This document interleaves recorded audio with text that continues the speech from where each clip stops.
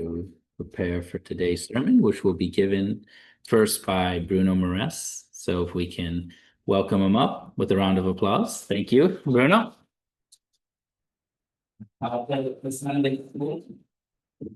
So, good morning, everyone. Good morning. Offside and on-site. Sorry, I'm gonna turn. Is this on? That's on.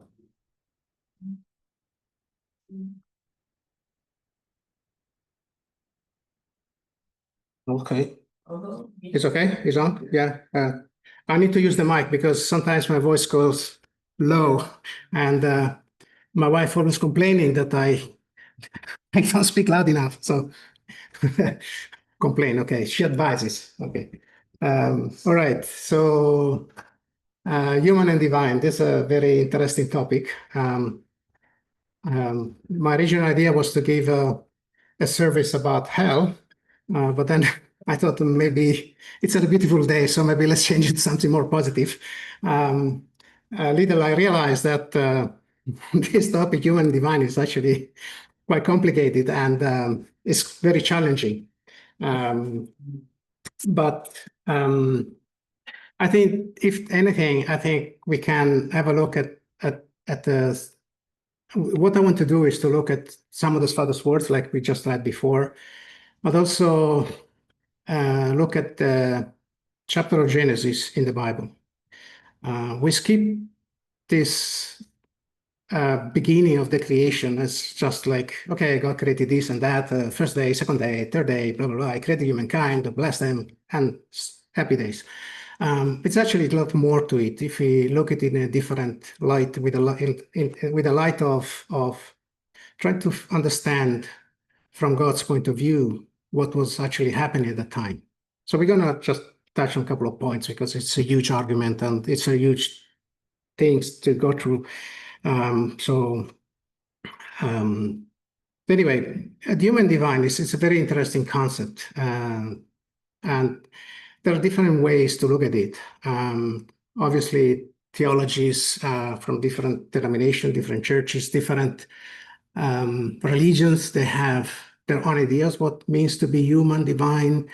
You might be surprised that in the ancient world, that line between human and divine was not so defined, actually. It was quite blurred. And there are, can you go on the next slide? Yeah. So this is a kind of an idea in general about the human and divine in the ancient time, in the ancient world. So it's kind of like the food pyramid is something similar. So you have Zeus. I put just one of them, but these are the very top, highest god ever that the Greek mythology and the Roman mythologies always talk about. So you can put a bunch of there, but Zeus is the one that probably is most commonly known. So he's the god, the great god, or whatever. But then there are great gods which are lower than those. That's what the thinking at the time. So I don't. We can't go into the details. It's very long and complicated. But just to show you that there are local deities. So in the ancient world, people had gods for everything. A little bit like the Hindus had this in the modern time. They have gods for anything. Like they have gods for the bread, they god for the field, they god for whatever, like anything. And so people would they would pray, that is, we can use that word, to these local deities for their, for the blessing, to receive the blessing of the gods. Then there's what's called daimonia. These are not demons. It's not be confused with demons. They're just lower gods, again. And then there is divine humans and the humans. So the reason I'm saying this blurred, because in the ancient time, they had the idea that men could achieve divinity, could become gods, and gods could become men. How that works is also a very fascinating topic. Sorry. Thank you. How it happens is also a very fascinating topic because, you can search about it. It's really amazing. But just to give you a couple of examples, the Pharaoh of Egypt was considered to be a god, right? Or there's a story about the Roman emperor that they would be elevated to become god. And the reason is somehow is that it was common. It was somehow a common theme within the people of the ancient world that would be possible. At the same time, God could become man. Like we know, obviously, from Christianity, that Jesus is God that became man from the Christian theology. Although, of course, we understand that that's not exactly how it happened. But from the Christian theology, we know that that is what is taught about it. But there is another example for that. There is actually Zeus. There's a story of Achmina, which is a lady who had a husband who was a warrior. The warrior went away to war, and Zeus found this Achmina very attractive and came down and impregnated her. And through which the son came out, was Hercules. Probably you have heard about it, right? So this Hercules was the son of God, was a god, basically. He became God because of who the father was. So there are all these kinds of ideas about the ancient world, how people thought about divinity and humanity. So it is a very whereas in our world, in our society, that became more of a larger cosmo division. Like we would never think, oh, I become God. No. Although there are some tradition that may think they think we can attain some kind of divinity, or they think we can attain some kind of higher connection or connection with a higher or with the ultimate being or whatever. But that's about it. It's just a connection with the we cannot become the being. We cannot become the God. And that's very also obviously is also our understanding in divine principle. We are not turning into gods, obviously. So it's a very again, like it's very fascinating topic if you start to dig around. There's so many things going on. But one of the some of the few traditions is like Orthodoxy talks about theosis, which means to be the partaker, which means like to be connected to the God. Or like the Hindu, they talk about moksha, which means the liberation. We again, like we become one with the ultimate reality.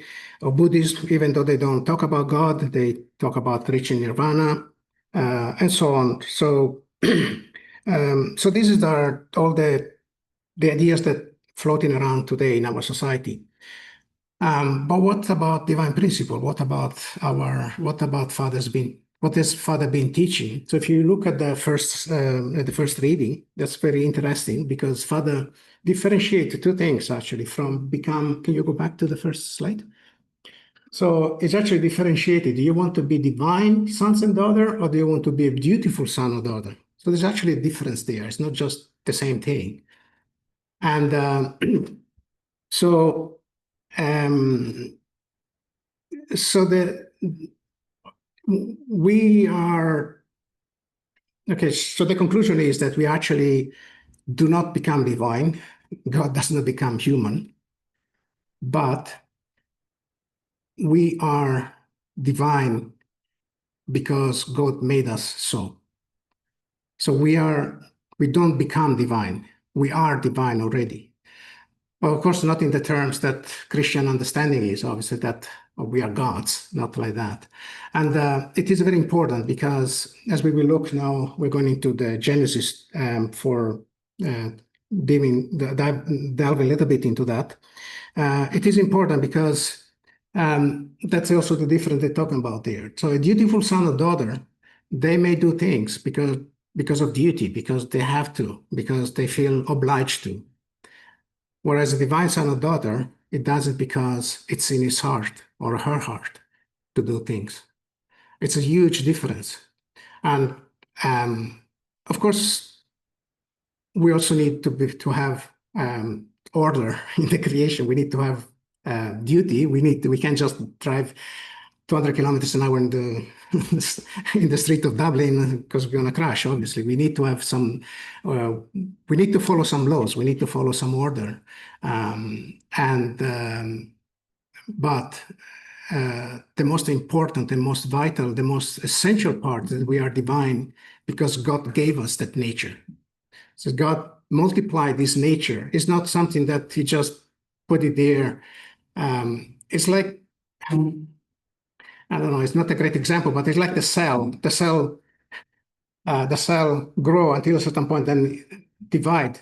Another cell pop up.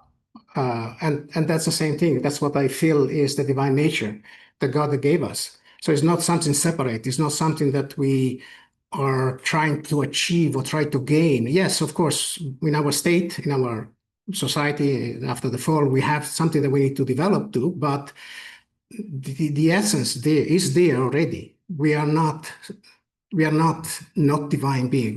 We are divine being for certain. And that's because God gave us that abilities. And to that, I want to go through a little bit of some of the Genesis story. I know you heard it all the time and everything, but I would like to leave it to read it a little bit more with a little bit different eyes. Can you go on the slides 4? So we're all familiar with that. God, Lord, formed the man of the dust from the ground and breathed it into his nostril the breath of life, and the man became a living creature. It's not that the creatures that were created before were not living, but this is specifically talk about the living creature. So, and it like if you look at it from the artistic point of view, is the fact that God saw his image in creating man. And so when he saw man, he said, okay, this is flesh of my flesh, blood of my blood. This is my heart, my soul, everything is in there. It's my reflection. And that is what is important in this Bible verse. So again, like I think sometimes we read this very lightly. We don't really think too deeply about the heart behind God when God created man. And I think it's important to understand that. So, and then if you go to the next one, next one is slide 6. I meant slide 6. Okay, this. So when God created, then He said something very interesting. We know God created everything from chaos, and He put order into the universe. If you look at the days of creation, that's what it actually essentially is. It actually creates a structure.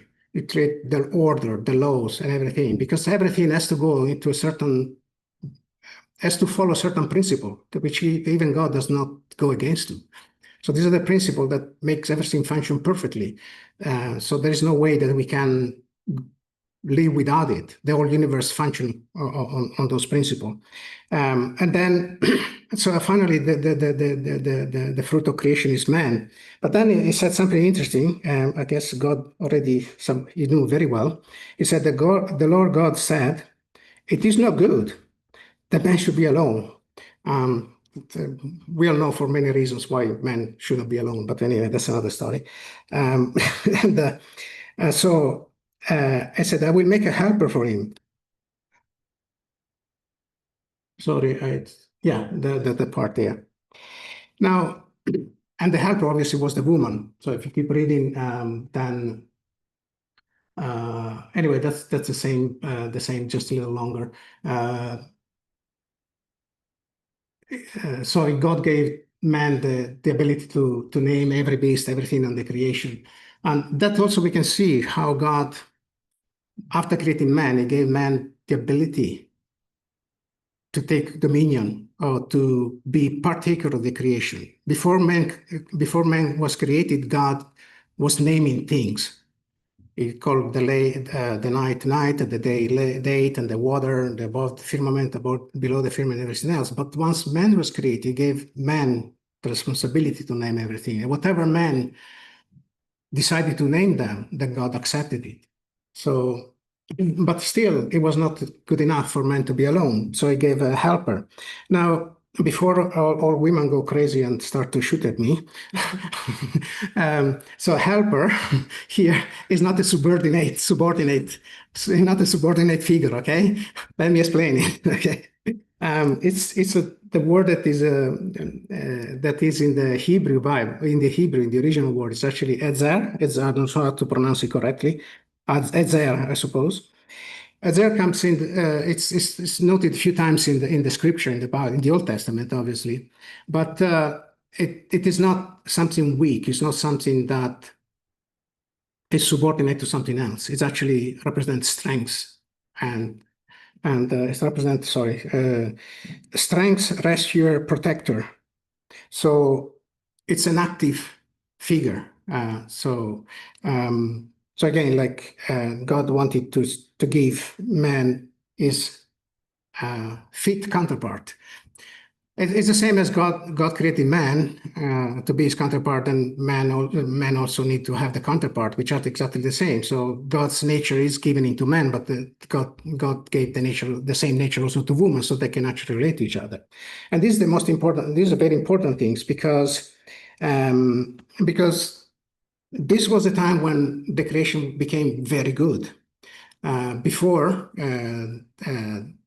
God said it's not good for man to be alone, but now it's actually very good. So, and it is very important because it shows that we are not autonomous being. Man is not an autonomous person. We live in cooperation with another. We are a relational being, and this is the most important part of it. So, as God is seeking relationship with this man, with this counterpart, so we do not exist as individual being that just okay, we become perfect and we are my relationship with God. Yes, that's part of it. That's a small section of it. But the reality is that we are a relational being. We are a corporate being, and we live only in function of other people. We can't live by ourselves. And that is very important because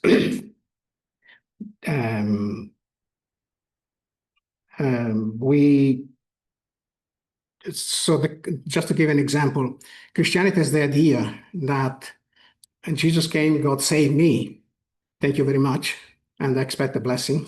And I expect now, when I die, I go to heaven because I believe in Jesus, I believe in God. Jesus died for my sin, and I get there happy days. Well, no, it's not actually that. It's actually we can't go alone into the journey into this infinite spirit world. We have to go together. We can't be alone, and that's a huge difference to the understanding because that is the most essential part, the most essential reason why God gave us the divinity. So we all know that the male and female essential part in God, but also we know that these are expressed through men and women. So it's just impossible for someone alone to be going into the kingdom of heaven, whatever.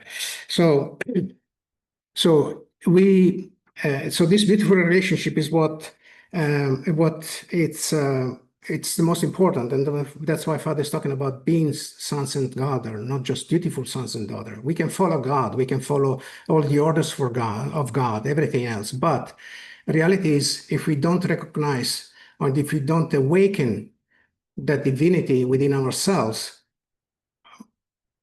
we might not accomplish much, to be honest. We can do all the great things in the world, but in reality, we are still like just a machine, just a car. Unless there's a driver, we're not going anywhere. The car doesn't move. And so we are the same. So we need to get God as the driver in our car, and we need to awaken to that. So, and so it is important that we recognize that and we cultivate that. So it's something that is probably the most difficult things to do because even in most religion, they have norms and rituals and customs and duties to fulfill and everything else. And everybody tries best to do that, even in our movement. But the fact that we I think, at least from my side, maybe, maybe other people are doing, I don't know, but from my side, I don't dedicate enough to rediscover the divinity that God gave to each one of us. And that is the most essential part of our being, of our life. So obviously, we're living in this world and it's complicated, it's difficult because we are faced with so many different things, our daily life, and they say, okay, well, let's think about divinity. But the reality is that we have, our life can be divided into different things. We have activities and what is called passivities. What is the difference? What are activities? Activities, anything that I can willingly I can do, that I decide to do, something that I can take action, that in my head, I decided I want to do this and I want to do that. I want to go to school. I want to get a degree. I want to get this job. I want to become whatever. That is an activity, something that I desire, something that I can manage, something that I can have control over it. Whereas the passivity are all the things that happen around me. And we constantly live in this situation. We constantly live with this passivity around us, things that we cannot control directly, things that actually are done by other people. Sometimes we are maybe acting passively toward other people.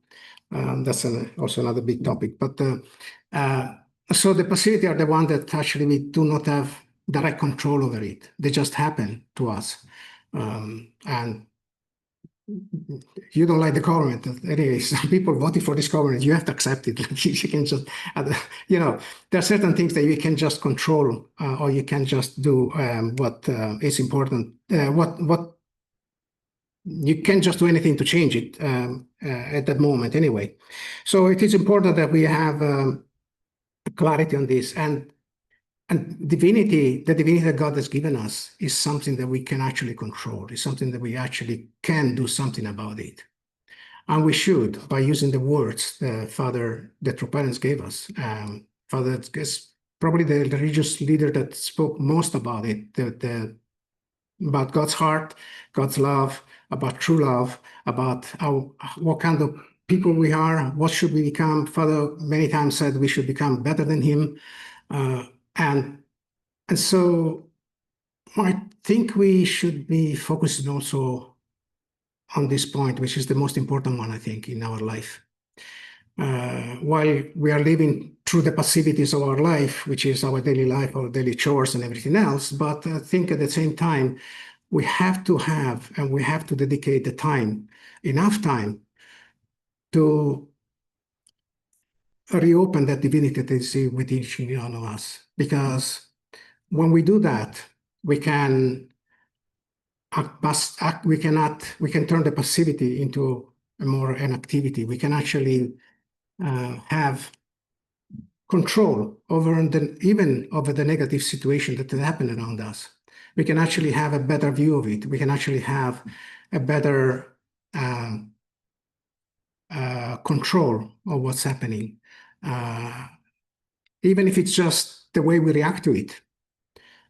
Many times we react to things that happen around us in a very negative way, or angry or sad or whatever else. But again, the key point is that we have this important essence that is within us, that we all have it. And I think we are not using that enough.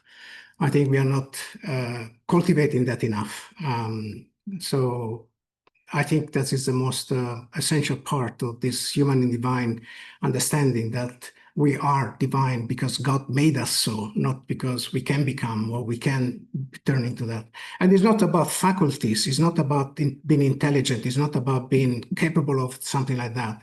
The people in the past, they used to say, oh, these are demigods because they were powerful people or whatever, like they could do something that other people couldn't do. It's not about abilities. It's not about being intelligent. If that were the case, then our divinity would have no meaning whatsoever.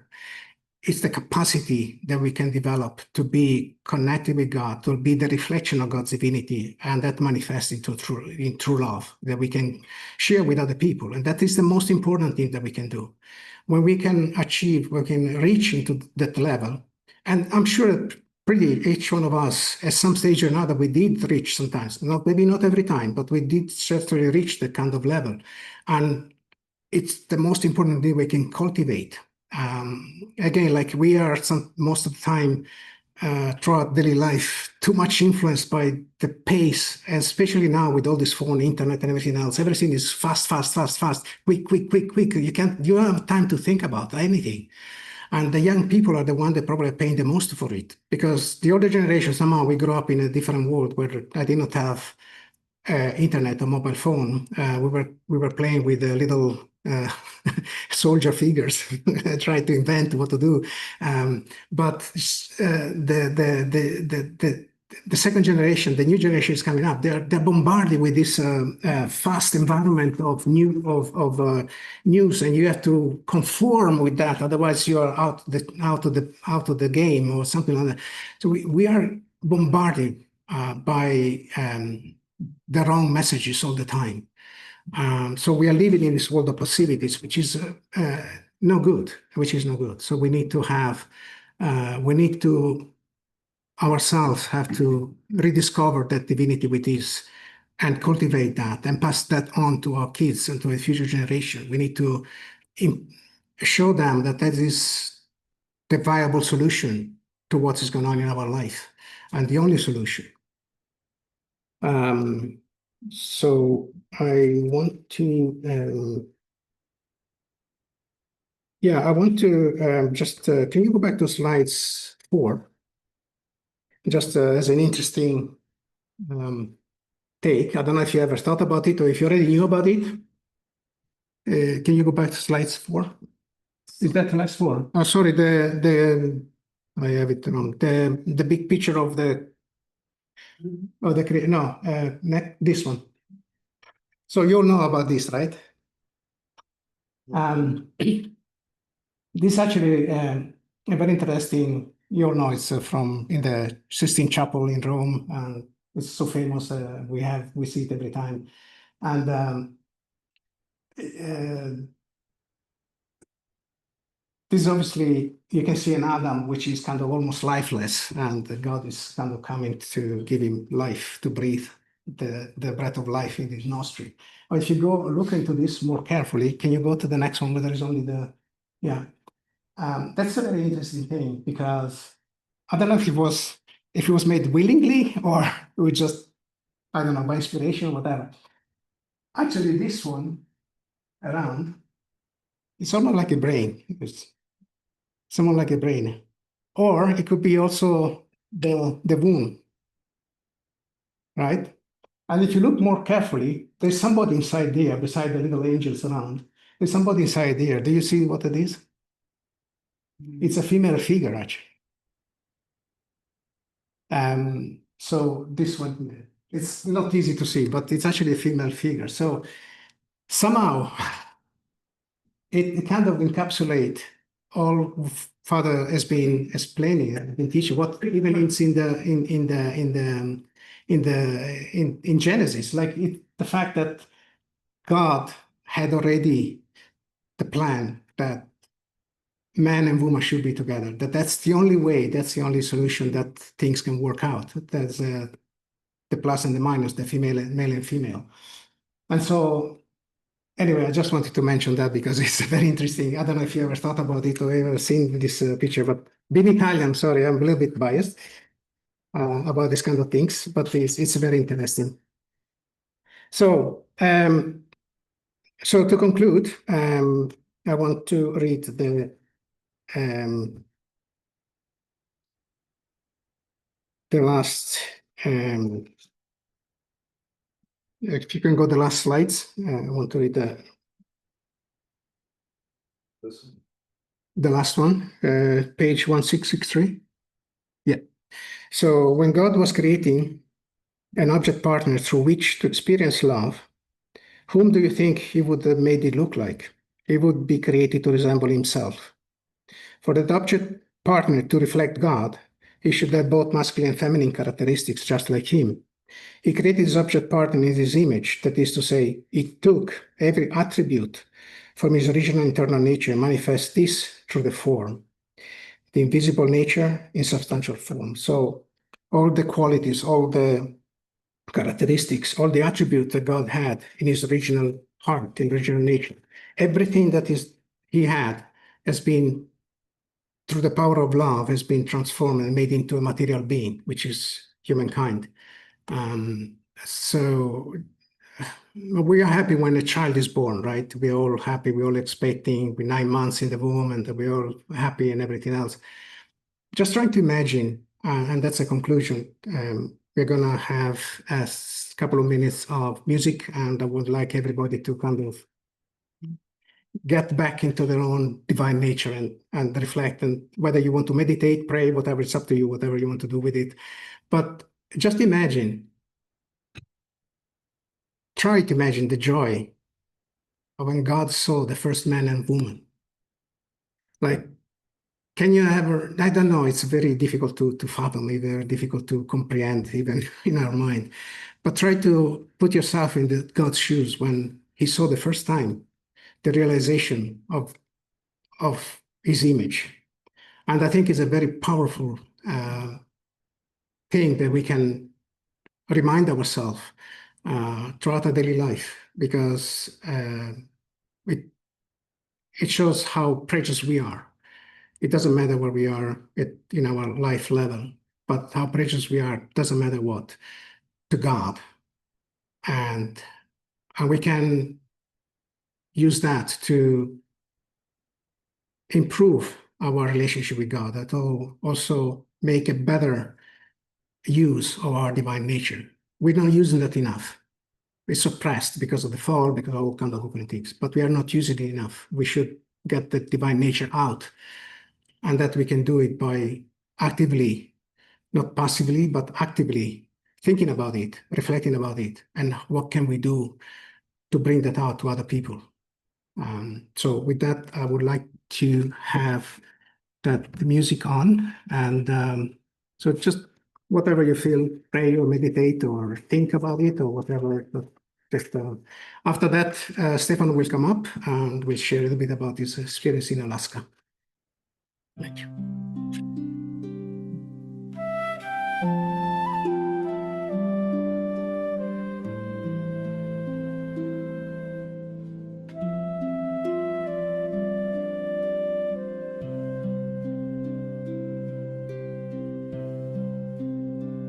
Beneath the stars, so still, so wide, the olive trees in shadows hide, a shepherd's voice, soft as the breeze.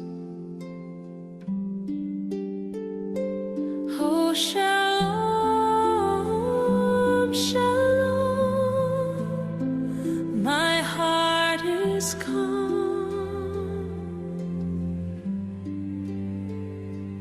Oh, shalom, shalom, I'm in your palm. The hills bow low, the rivers sing, each blade of grass a sacred thing. The night is full of holy peace. Oh, shalom, shalom, my heart is calm.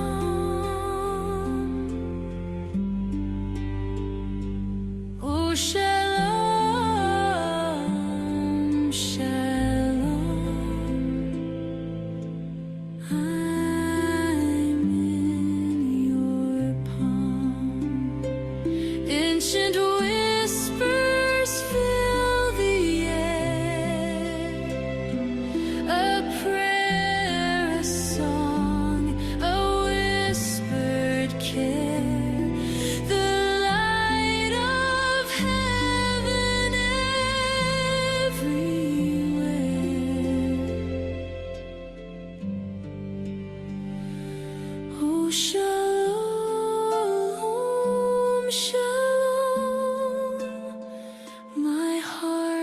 is calm.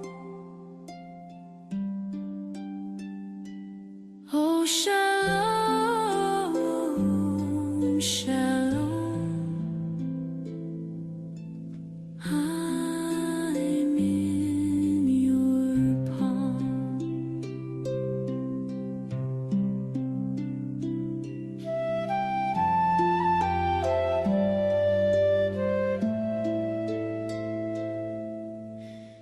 I'm in your palm.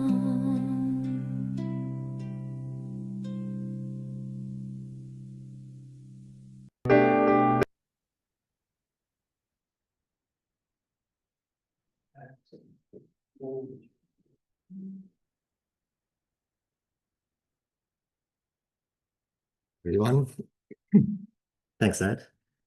Um, yeah, so I'll just go through, I won't take too long.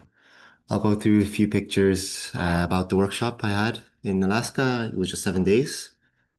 So just to do, I know most people know it, but just in case people don't know, that's Alaska here, just to the right of Canada. And then I was in Kodiak Island, was right here. It's all of Alaska. I didn't really get to see Alaska itself, but I just went to the islands for a fishing trip.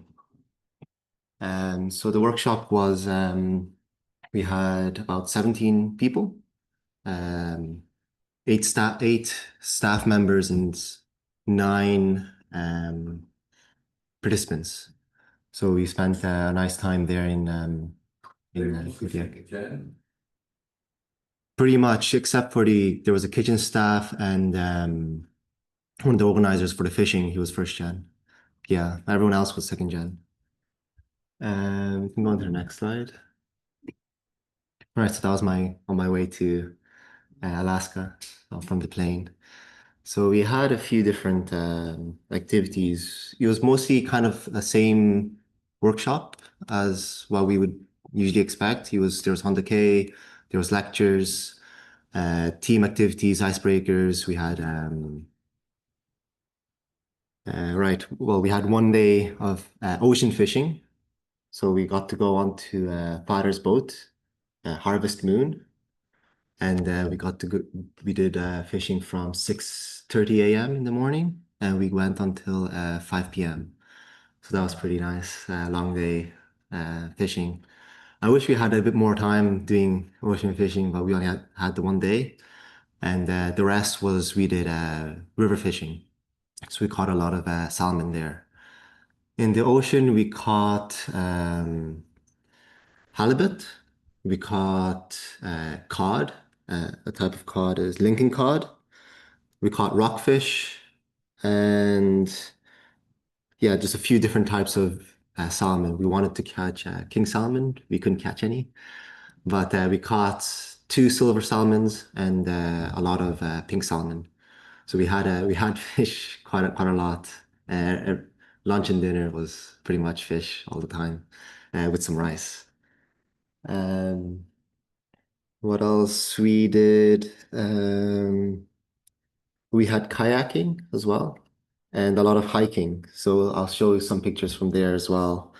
And the workshop we had prayers and reflections. We played a game of werewolf. It was very fun. We had basketball as well. So it's kind of a very similar workshop experience as what we've all experienced. Um, it's a very nice community. They're all very nice. We all got along very well, and overall, it was a very good experience. I was quite happy to have gone. Okay, go to the next slide. So that was the accommodation, Reunion House, sorry. It's owned by a second gen in Alaska, in Kodiak Island. So we stayed. He was running a business for accommodation. We stayed at his house, the house he had. Next one. It's the beautiful decoration they had at the house. It's two whales. I'm not sure if it's too clear, but okay, next one. That's a Kodiak bear at Subway. It's a taxidermy of a Kodiak bear. doesn't look too big there on the picture, but it's fairly big. And they're the second largest in the world after polar bears. So quite fearsome guys. We didn't get to see any while we are there. I think there were a few. They don't like people really to to be close. They don't like being too close to people. They kind of keep their distance. We did have bear sprays just in case, but as long as we're kind of chatting, there's some noise level in the group. They kind of have to keep their distance. Kodiak bears, yeah. Spray. We had bear sprays, yeah, yeah. In case we encountered, and it's a really strong version of pepper spray. Is kind of yeah. Next one. That was the boat, Harvest Moon. Everything is pretty much the same as when Father had it, but I think they just only replaced the engine because the engine was gone. Um, it's good though. The engine is very powerful. We're going very fast, and we had to hold on to the rails to stay on the boat, standing. So that's quite fun. It's very nice. That's the fishing pole we used for salmon fishing. So we'd have the boat running while the fishing pole's out, the line is out. What you use as baits for the We used different fish. Oh, sorry, for the salmon we used lures. Yeah, just shiny. Yeah, and that's the one we used for halibut, rockfish, and cod. So they're just slightly different. This one is more lighter. The other one was a bit more sturdy. It's because we could catch bigger salmons. We wanted to catch the king salmon next time. So that's what the line looks like. That's when the boat is moving and the line is down. There's a big heavy lead ball attached to it, so and no there's fish on there. not at the moment, no. And there's a clamp attached to the fishing line and the lead. So when the fish bites onto the lure, the clamp snaps off the line, and the fishing rod on top snaps out. That's when you know you have a fish on the line, and then you quickly grab the fishing rod and start reeling. Yeah, just another picture of the boat from the back. It looks it was displacing a lot of water from the engine. In person, it looked a lot more impressive, but yeah, I just took the pictures. It's very nice. That's the two silver salmons. We caught, I think five. Sorry. Yeah, maybe. We gave it a good whack on the head so it would stop flapping. So the first, I think, 15, 20 minutes on the boat, we caught these two silver salmons. And then for the rest of the day, we didn't catch any salmons. That was it. And that's the group. We had to split into three groups. We didn't all fit in the group on the boat, so this was my group. There's a Lincoln cod. We have another picture with the full body. That's halibut, halibut. These two are rockfish. And then this one is the silver salmon. Next one. Yeah, that's another. There's the freezer here. Well, not the freezer, a lot of ice. Just to keep it cool. But we took it out just to take pictures. Yeah, again, rockfish, and that's a silver salmon. And the white one's just the underbelly of the halibut. That's the top. The halibut. Yeah. Which are the biggest? Halibut was the biggest we caught, yeah. That's me with the rockfish that I caught. That's the halibut. Or the bigger fish. Oh, these are you just both. I caught these ones. The others caught a lot of fish as well. We caught quite a lot. We wanted to. They do shipping for the fish, but they couldn't do international shipping, so they got to ship all of it to the US. Most of the participants, almost all of them were from the US, from New Jersey. So they shipped it there. We didn't get any from to Europe, unfortunately. And I'm not sure what fish that was, but I don't remember the name. It's just another cool looking fish. Next one. That's the Lincoln cod. So their mouth goes quite big. They open up. So they eat the rockfish that we were catching. The rockfish were decent size as well. They get about this size, and so these cod they eat them. The Lincoln cod they reside kind of lower in the ocean floor, and the rockfish they stay a little bit higher. We were trying to catch a lot more Lincoln cods, but we'd catch the rockfish first before the lure gets down to the bottom. Yeah, we had too many rockfish, but we weren't complaining because rockfish is actually very tasty.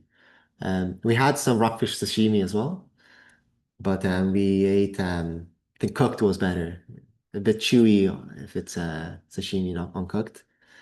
So this is hiking. We did a lot of hiking.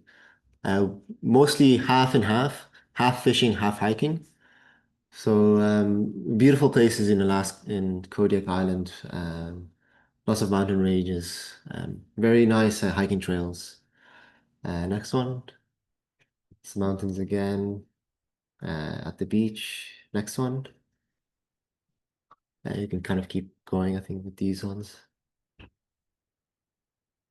It's termination point. It's one of the trails we took. That was the lake on one of the mountains. We went up and we had the lake there. Just a big pool of water there. It's kind of nice. That's us at the peak. We took some time to do a bit of reflection and prayer. It's there again. We had lunch. Temperature, what was the weather like? Weather was very similar to Ireland, temperature-wise. We had more sun, clear skies. Cool, still cool. Yeah, in the morning we had about 5-10 degrees. And then in the afternoon, then you would go to a high of 20 degrees. But it would stay about 15 to 17 or in around there. So it's very nice. Water Water was a bit cold, not too cold. Yeah, I think no, you'd be fine there. No, but we dipped our toes in. Yeah, that's the one landing strip in Kodiak Island. We just have the one airport. It's very small, the airport. It's kind of like a big cabin is the the airport really. Just a big cabin. And that's us again at the top. Yeah, I see. The like group. that. Yeah. Yeah, I'm not sure if you guys recognize anyone. They're all from New Jersey, really. Oh, he was from Japan. Is that guy in the foreground? It's the same Kate there. Him? No, No, gone no. right. This guy? Yeah. No, he's Yoshi. Yeah. Huh? We had we did one day of sunrise.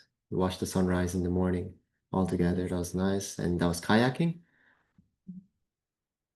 We found the jellyfish. It was funny. We did kayaking. It was about 2 hours. Went around about different islands. We got to see some puffins, sea lions. Sorry, seals. Yeah, the black ones, and some sea otters as well. We only got to see the nose or the Viking's head out from the distance, and the jellyfish as well. Apparently, they're not too. If they sting, they're not. It doesn't hurt too much. These ones, so we got to pick them up and play. Well, and jiggle it around a little bit, play around. The tour guide, she said she was working on the boat once, and she'd always get all the jellyfish on her face because once they net the fish, they bring it up, and the jellyfish would be on the nets. So a lot of times they would just fall off the net, because they're quite slippery, and she'd get them on the face. She seems fine, so so apparently those ones they're not too painful. Those ones. Like the Irish one. Yeah. Well, I've never seen a jellyfish here around. No, I haven't seen around You here. never No. feel the hot of So this was I think this was our first day. We went river fishing. Sadly, they didn't. I'm not sure what we were doing wrong, but they would never really bite onto the lure. We'd always snag the fish, so the hook would catch on the part of their body, the fins, or their scales, and we caught a lot that way. But the rule is, if you snag them, then you have to release them. You have to catch them by the mouth, the proper way. So we had to let go of quite a few fish. Yeah, again, we're fishing. That was the first gen, our sister. She was a kitchen staff. Actually, it's interesting how would explain that because we did a lot of fishing there. Yeah. It says they don't eat, huh? When they're going up, huh? But you just have to get a certain way, or it's a reaction, huh? That Yeah, happens, huh? maybe the way we were pulling the Yeah. lure, we were mimicking a fish wrong, their food Yeah. source. So there's something we weren't doing quite right. How we used the lure, yeah. There's salmon again. Some of them were quite big. There's me with the salmon. We ate some sashimi. This fish we have to keep them. We didn't eat the salmon sashimi. We only got to eat the rockfish. Because we have to keep them in ice, frozen for about 7 days to kill any parasites. So we didn't get sadly we didn't get to eat any, but we got to eat the eggs, the fish roe. They're very nice. There's And- parasites in all fish or just in rock fish?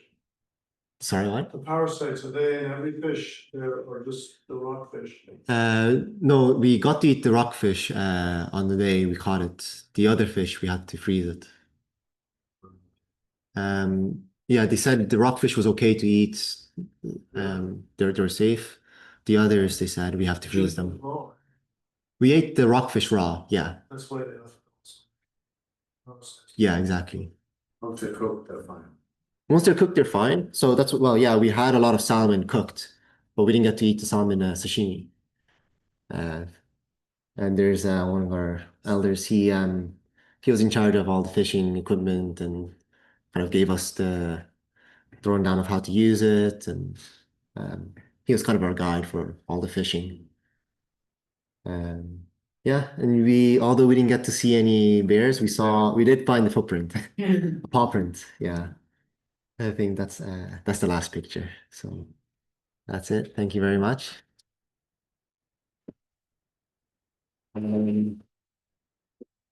Now, Eli said there wasn't announcements he needed to give, so I'll close with a prayer and we can all go down for lunch. Dear Heavenly Parent and true parents, thank you for today. We can be gathered here again and share time together, listen to some words from my dad, Bruno, and I got to share some experiences in Alaska, Kodiak, with the fishing. I hope that we can have some food for thought today and be prepared and look out to the next week with activity in mind.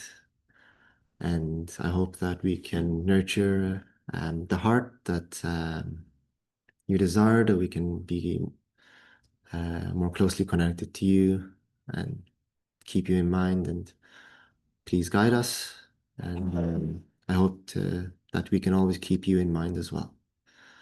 I'd like to report this in my name and on behalf of everyone here, all Blessed Central families, Jew. Okay, thanks everyone, and thanks everyone on Zoom for listening, and have a good week. Bye.